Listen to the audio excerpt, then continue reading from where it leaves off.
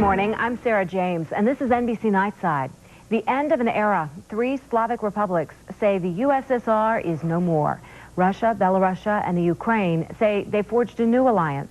Russian President Boris Yeltsin arrived in the Belarusian capital of Minsk on Saturday for the joint talks. The agreement calls for unity in economic and political matters. It also calls for centralized control over the military and nuclear weapons.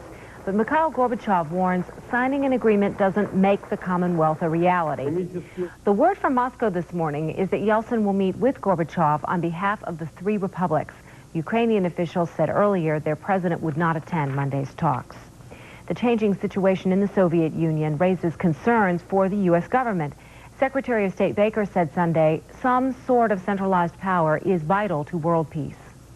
We really do run the risk, in my view at least, of seeing a situation created there not unlike what we have seen in Yugoslavia, with nukes, with nuclear weapons thrown in. Baker is scheduled to hold talks next week in Moscow, as well as with leaders in the Ukraine and Belarus.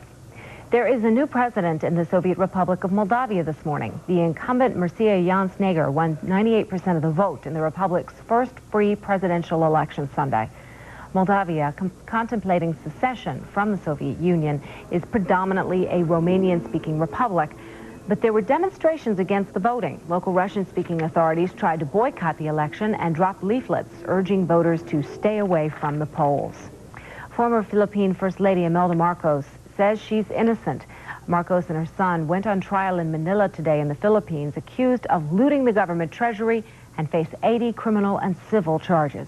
The accused did then and there willfully, unlawfully, and feloniously failed to give a written notice of the death of Ferdinand E. Marcos to the Commissioner of Internal Revenue, contrary to law. What is your plea? Not guilty. Marcos returned to the Philippines last month after nearly 6 years' exile in the U.S. Her trial will begin next week. Kimberly Bergalis, the woman infected with AIDS by her dentist, lost her battle with the disease early yesterday. Friends and family say the past 14 months were increasingly difficult for Kimberly. Reporter Mark Kaler spoke with some of the people who were closest to her. Many parishioners at St. Anastasia Catholic Church learned of Kimberly's death in a brief prayer said during this Mass. Kim attended church here and the parish's private schools. Her friends say they are trying to be happy that Kim is now with God, as the Bible teaches they should. Even though we're supposed to rejoice, our faith tells us to rejoice in that, it's rather sad for us because Kim was such a beautiful girl and such an alive girl. The world saw her suffering firsthand in those final months. Kim was determined to endorse mandatory testing of caregivers at a hearing in Washington, D.C. But the trip itself meant moments of excruciating pain. Barbara Webb also may have contracted AIDS from dentist David Acker. She took up the campaign for mandatory testing as her close friend became too weak. But Webb says during a visit just hours before Kim's death, the pain appeared to be easing. It was as though part of her was already gone, and the spiritual side was what you saw. And it was beautiful. In Fort Pierce, Florida, Mark Kaler for NBC News. As word of Bergalis' death spread, members of the American Medical Association were meeting in Las Vegas. The AMA's stand on mandatory testing of health professionals remains unchanged. AMA is opposed to mandatory testing of physicians, other healthcare workers, and of patients. It's very important for both healthcare workers and patients to understand that there's a window of time during which people carry the virus but test negative. So to give a very simplified reassurance that simply testing everybody is the answer is to give a false sense of security. The U.S. government has confirmed 2 Americans and 1 Filipino are missing after doing survey work along the poorly marked Kuwaiti-Iraqi border. According to U.S. Embassy officials in Iraq, the 3 engineers were searching for mines last Friday before they disappeared. The embassy says they probably strayed into Iraq. I'm Sarah James, and this is NBC Nightside.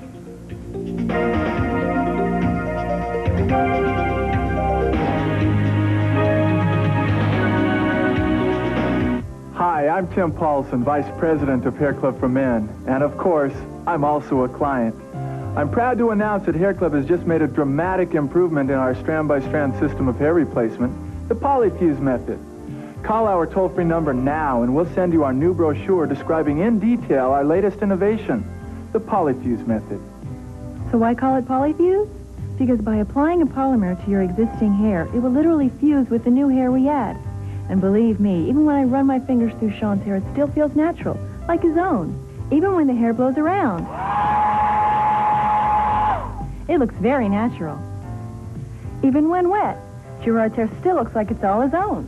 So make sure you call our toll-free number now to find out more about our dramatic improvement, the polyfuse method from Hair Club for Men. Don't forget, we stand behind it. And remember, I'm not only the Hair Club president, but I'm also a client. As many as 4,000 people, including many women and children, are feared dead in 3 weeks of murderous clan battles in Somalia. As many as 8,000 Somalians have been wounded. The ruling party and the military are fighting for control of the Somali capital, pounding the city with rockets and mortars. The devastated city is also desperately short of food and also of medical supplies. UN envoy Cyrus Vance meets later today with Secretary General Javier Pérez de Cuellar of the UN in New York. He is expected to bring back news of some progress towards sending peacekeeping troops to Yugoslavia. Sunday, Vance reportedly met again with Serbia's president. But the fighting continues in Croatia, with the Serbian-led Yugoslav army on the renewing attacks against Osijek. And ceasefire violations mean that no peacekeepers will be deployed immediately. Puerto Rican voters have rejected a government-backed democratic rights bill that addressed the island's ties to the U.S. The proposal would have asked Congress to guarantee that in future elections, Puerto Rican voters could choose to be a state or an independent commonwealth. The pro-statehood New Progressive Party warned that the measure might alienate the U.S. Congress, which oversees the island. And now let's take a look at the nation's weather. A lot of clouds around the east and parts of the Gulf, too, overnight tonight. You can see a lot of heavy cloudiness, but only actually a few light areas of showers in the east. The main area of rain overnight has been through Texas. Austin yesterday had well over a half-inch of rain, and actually there was some nasty weather earlier in the day through parts of Illinois where there was some violent weather, even a couple of small tornadoes. Another area of cloudiness out there in the Pacific Northwest. Not as cold as it has been in over the last week, with overnight temperatures only in the teens in the high spots of the Rockies and extreme northern Minnesota. For the day ahead, much of the country will be seeing temperatures actually above normal. A big area of 50s and 60s for this December day coming up. The high spots of the Rockies once again will be cool, as it will be around the lakes, but certainly not as cold as it had been last week. For the day ahead, there will be a little weak area of low pressure that late in the day will be causing a few showers from New England down to the southeast coast, some lingering rains through parts of Mississippi and Louisiana on into Texas, and another area of weak storminess moving through the northern tier of states may cause a little bit of light snow up through the Canadian-U.S. border. But by and large, pretty settled weather and relatively mild weather, too, all the way from the Great Lakes, where temperatures will be in 40s and 50s, to the west coast, where it'll be in the 60s. That's the latest on the weather. Bob Ryan for Nightside. Coming up next on Nightside, Sunday 15 of the NFL season was a wild one. Ned Smith's up next with scores and highlights, including the Bills and the Raiders. And later, athletes and AIDS. Are sexual attitudes changing? Excuse me, do you know what stock options are? I wish I did. When is a weak dollar good for business? Good? I don't know. The world of finance and investing can be pretty confusing unless you call for this, the Wall Street Journal's video guide to money and markets. It explains the markets in clear, simple English and brings them to life. This exclusive 30-minute video is free when you call for 13 weeks of the Wall Street Journal for just $37, over 20% off the newsstand price. Subscribe to the Journal and get a daily view of the whole world of business and how it affects you. Information you know you should know. Call now, and you'll be ready next time someone asks you, are munis always a safe investment? I'm not sure. Call toll-free 800-235-3500 for 13 weeks of the Wall Street Journal and your free video on money and markets. That's 800-235-3500. In sports, the Houston Oilers made a little history in the Lone Star State on Sunday. Ned Smith has the details. Denver and Houston clinched playoff spots while the defending Super Bowl champion Giants were eliminated from postseason contention by the Eagles. The Oilers hosting the Steelers. Houston's Alan Pinkett slashes in for the first of his 2 touchdowns. And it was like this guy handed out an early present. Steeler quarterback Neil O'Donnell is blitzed, coughs up the football. Al Smith scoops it up, and then watch the big guy chug 71 yards for the score. Houston wins their first outright AFC Central title since 1967, 31-6 over Pittsburgh.